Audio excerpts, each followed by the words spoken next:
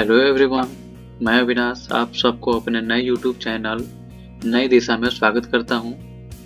आप सब ने थंबनेल देख करके ये बात समझ ही गए होंगे कि आज का हमारा टॉपिक क्या है। हाँ बिल्कुल, हमारा आज का टॉपिक है the blood base of life.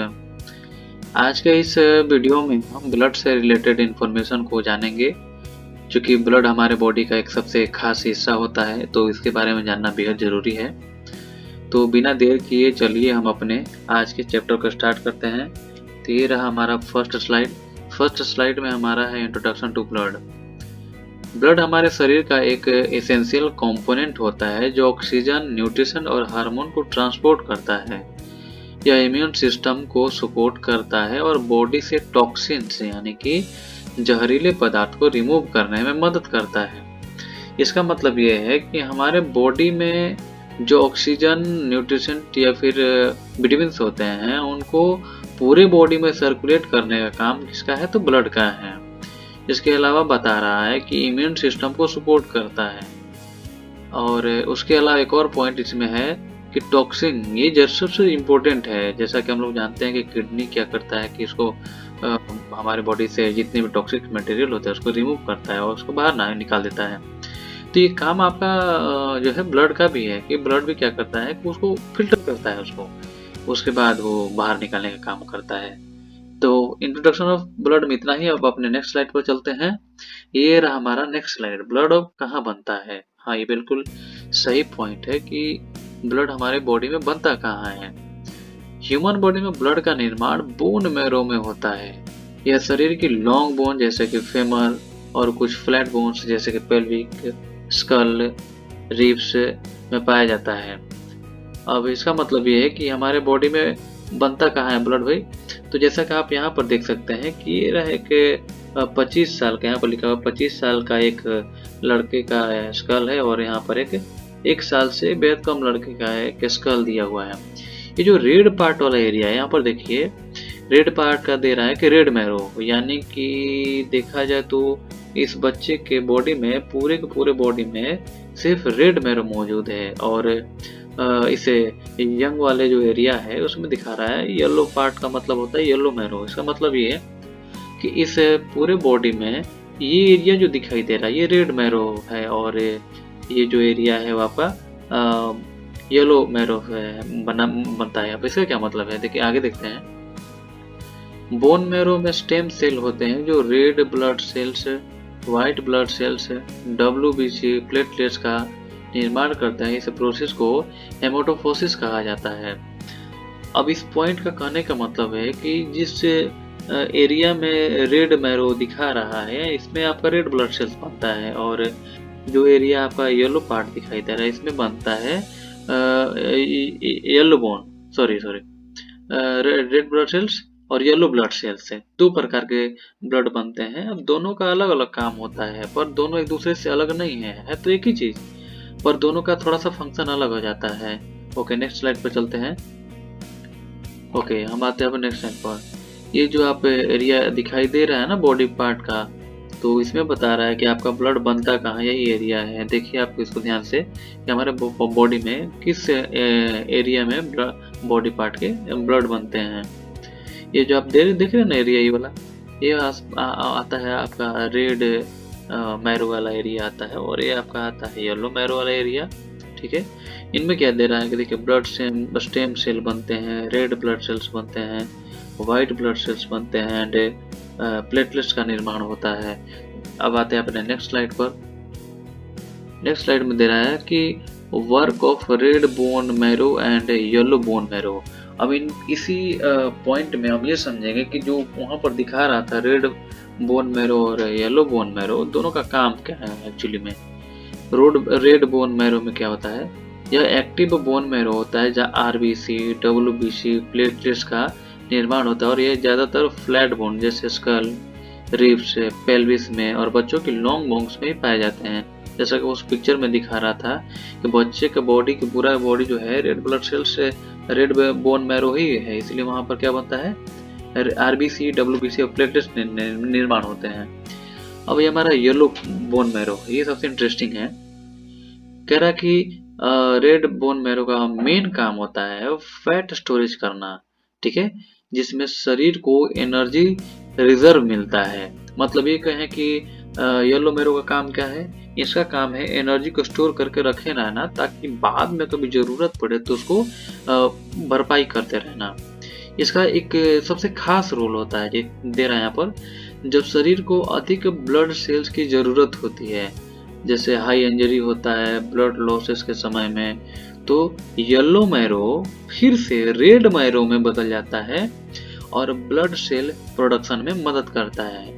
कितना इंपॉर्टेंट पॉइंट दिया हुआ है कि येलो बोन मैरो में जो जो ब्लड बनता है उसका काम है पहले तो एनर्जी स्टोर करना, उसके बाद काम क्या है कि जब हैवी ब्लड लॉस होता है हमारे बॉडी पार्ट में, तो उसी वक्त अपने आप को जो है रेड बोन मैरो में कन्वर्ट कर लेते हैं, यानी रेड ब्लड सेल्स को कन्वर्ट कर लेता है, और इसके अलावा रेड ब्लड सेल्स बनाने में भी मदद करता है। तो अपने आते हैं नेक्स्ट स्लाइड में।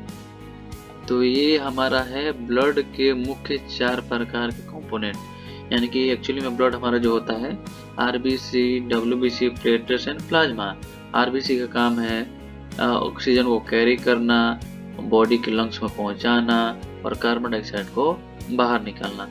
फेफड़ों से ऑक्सीजन को शरीर तक पहुंचाने का काम, कार्बन डाइऑक्साइड को बाहर निकालने का काम। ओके, अब व्हाइट ब्लड सेल का क्या काम होता है भाई? Fight infection and protect the body from the disease. इसका काम है कि जो बीमारी होती है उनसे लड़ने का काम करता है।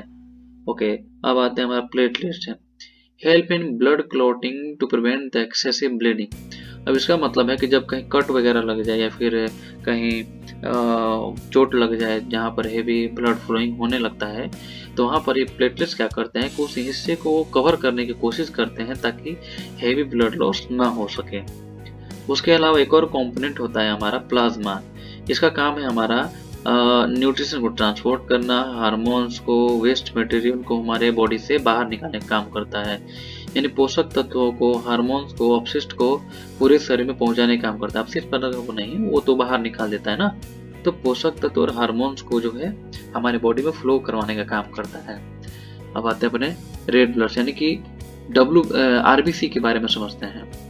कह रहा है कि लाल रक्त कोशिकाएं यानी आरबीसी रक्त में पाई जाने वाली विशेष कोशिकाएं होती हैं जिनका मुख्य काम शरीर के सभी अंगों तक ऑक्सीजन को पहुंचाना और कार्बन डाइऑक्साइड को निकालना। मतलब ये कि पहले से जो यहाँ पर कार्बन डाइऑक्साइड अगर उस एरिया में मौजूद है तो ब्लड क्या करता है कि ऑक्सीजन जो फेफड़ों से लिया हुआ है उसको वहां पर फिलअप कर देता है और वहां से CO2 को बाहर निकालने का काम करता है।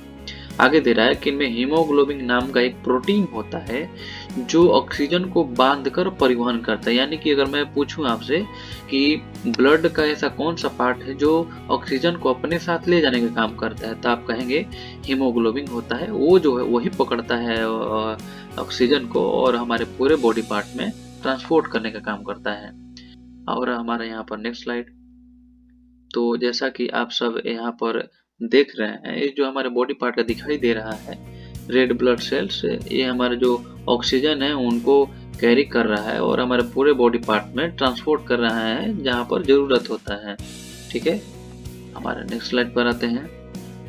ओके, अब आते हैं हम अपने अबाउट आरबीसी यानी कि आरबीसी के बारे में थोड़ी बहुत और इन्फॉर्मेशन जो यहाँ पर दिखाई दे रहे हैं उसको हम समझेंगे। कह रहे हैं कि आरबीसी एरिथ्रोसाइट्स भी कहा जाता है, यानी कि आरबीसी को एरिथ्रोसाइट्स भी कहा जाता है। दूसरा पॉइंट ये है कि रक्त में सबसे अधिक मात्रा में पाए जाने वाली कोशिकाएं हैं। मतलब है कि हमारे जो ब्लड होता है, हमारा बॉडी होता है, उसमें सबसे ज्यादा क्या होता है तो आरबीसी ही होती है। तीसरा पॉइंट ये है कि इसका मुख्य कार्य शरीर के सभी भागों तक ऑक्सीजन को पहुंचाना और कार्बन डाइऑक्साइड को बाहर निकालने का काम करता है। मतलब ये कि जैसा कि मैंने पहले आपका डिस्कस किया कि इसका काम क्या है कि पूरे बॉडी पार्ट में इसको सर्कुलेट होना होता है और इसका जो हीमोग्लोबिन जो प्रोटीन है हमारे फेफड़ों से ऑक्सीजन लेता है और हमारे पूरे बॉडी पार्ट में ट्रांसपोर्ट करने का काम करता है। और यहाँ पर एक छोटा सा मिस्टेक हो गया है, यहाँ पर पॉइंट नंबर अगला होना चाहिए था पर फिर पॉइंट नंबर 1 ही हो गया है। ये 4 पॉइंट है। इसका रह कि इसका लाल रंग हीमोग्लोबिन नाम के प्रोटीन की वजह से होता है, जो भी हमने पढ़ा। अगला पॉइंट है, एक स्वस्थ व्यक्ति के शरीर में 1 माइक्रोलीटर रक्त में लगभग 4.7 से 6.1 मिलियन आरबीसी पाई जाती है। आप समझ रहे हैं, ये हमारे आरबीसी काउंटिंग है, हम कितने में, मात्र 1 माइक्रोलीटर रक्त में, ब्लड में।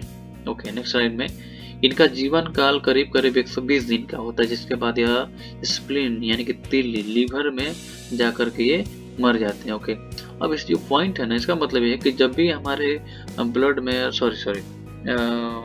बोन में जब आरबीसी बनता है तो करीब करीब 120 दिनों तक उसका काम होता है। उसके बाद वो धीरे धीरे अपने आप को नष्ट कर लेता है। कहाँ करता है, तो जो पॉइंट बता ना स्प्लीन में, ये हमारा स्प्लीन का एरिया है, ये है हमारा स्प्लीन।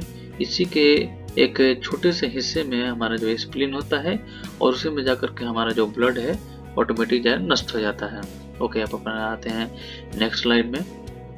आरबीसी का काम दे रहा है, work of RBC. Point number 1 आ रहा है कि ट्रांसपोर्ट, ऑक्सीजन ट्रांसपोर्ट, हीमोग्लोबिन की मदद से या फेफड़ों से ऑक्सीजन को लेकर शरीर के हर हिस्से तक पहुंचाने का काम करता है। पॉइंट नंबर 2 है कार्बन डाइऑक्साइड को रिमूव करना। आप जैसा कि आपने समझा कि फेफड़ों से वो क्या करता है, कार्बन डाइऑक्साइड को बाहर निकालने का काम करता है। ओके, ब्लड का रंग जो है हीमोग्लोबिन के कारण होता है। ओके, चौथा पॉइंट है पीएच बैलेंस मेंटेन करता है, या शरीर के पीएच को संतुलित करने में मदद करता है। ओके, पीएच क्या होता है, पीएच होता है यहाँ पर, एच का मतलब होता है हाइड्रोजन, पी फॉर पोटेंशियल, ठीक है, यहाँ पर लिखा है पोटेंशियल ऑफ हाइड्रोजन। इसका मतलब है कि हाइड्रोजन लेवल की जो हमारे बॉडी में जो घटना बढ़ना होता है उसको जो है मेंटेन करने का काम करता है, जो हमारा है ब्लड है। ओके, आप आते हैं नेक्स्ट स्लाइड में। आरबीसी से जुड़ी कुछ समस्याएं हैं। कह रहे आरबीसी यानी कि पॉइंट नंबर में, anaemia awkward when the RBC count is lower than the normal. और इसका क्या मतलब है कि हमें एक बीमारी होती है एनीमिया की, यानी ब्लड लॉस, ब्लड की कमी की वजह से एनीमिया होता है। और कह रहा है कि जब भी हमारे बॉडी में आरबीसी की संख्या सामान्य से कम होती है, यानी कि जितना जरूरत उससे अगर कम हो जाए तो हमें ब्लड की कमी की वजह से क्या होता है, बीमारी, एनीमिया बीमारी होती है। ओके, दूसरा बीमारी दे रहा है sickle cell disease then change the shape of RBC making them less effective. कह रहा है कि एक बीमारी और दे रहा है सिकल सेल। इसका काम है कि आरबीसी के जो राउंड शेप होते हैं, फिर जो भी शेप हो उसको क्या करता है कि उसके शेप में बदलाव कर देता है और धीरे धीरे उसका जो ब्लड का जो पावर है वो उसको क्या करता है, लॉस कर देता है। ओके, नेक्स्ट स्लाइड में, नेक्स्ट पॉइंट हमारा है polycythaemia cause an excessive increase in RBC count making blood thick.